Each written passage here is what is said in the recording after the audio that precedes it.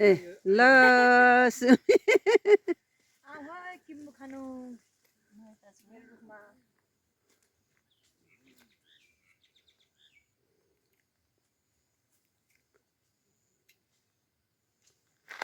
दुईजना चाहिने छ कि एकजनाले यसो नुहाउने जान्ने है एकजनाले टिप्ने यो नगरी चाहिँ धेरै नटिपिनेर गर्ने कुरो हाम्रै लागेको छ अनि एकजना झोला बोक्ने भन्ने हाम्रै तीनजना भन्ने हामीलाई लागेछ एकजना झोला बोक्ने एकजना नुहाइदिने एकजना टिप्ने त्यसो भने एकैछिन टिपिने रहेछ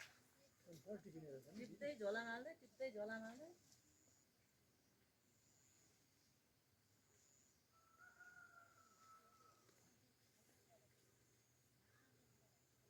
कहाँ हाम्रो काले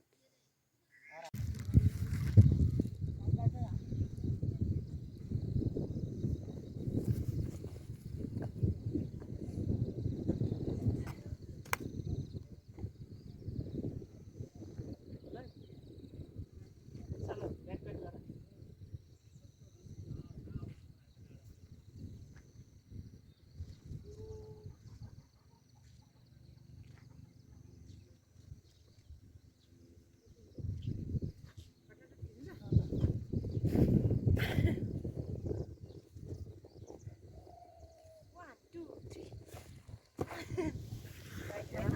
एक दुईटामा त आउँछ नि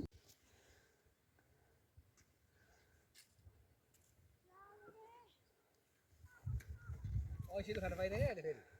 बुढिहाल्छ दिँदैन त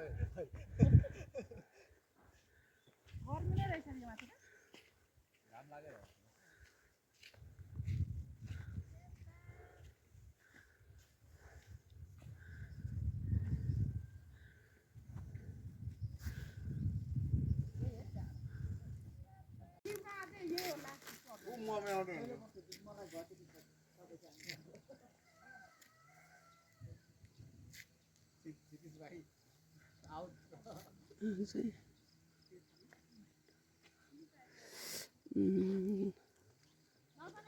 सुके पोखरी हो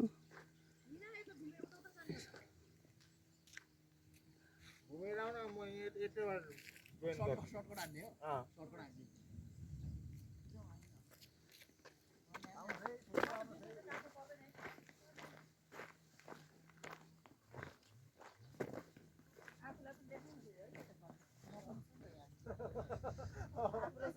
आफूलाई यस्तो देखाउनु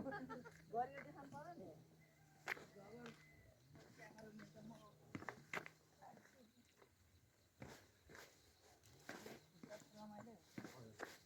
सुके पोखरी यता फेरि अर्को ब्लगर के गर्नु र सुके पोखरी जुबुतिरको सुके पोखरी है यो चाहिँ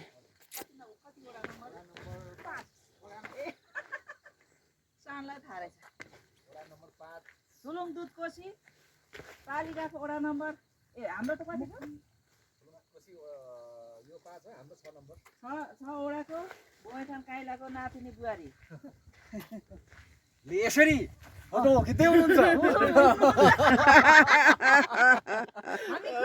हामी खुसी छौँ हामी एकदम खुसी छौँ हामी एकदम खुसी छौँ यो ठाउँमा आएर फोटो खिच्न आउँदा हामी एकदम खुसी छौँ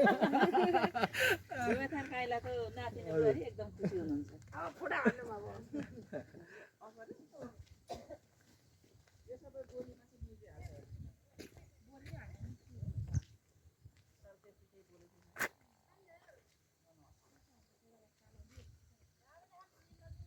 हेलो भदै हेलो फुपू नमस्कार मेरो ब्लगमा है मेरो भदैको नमस्कार भन्दै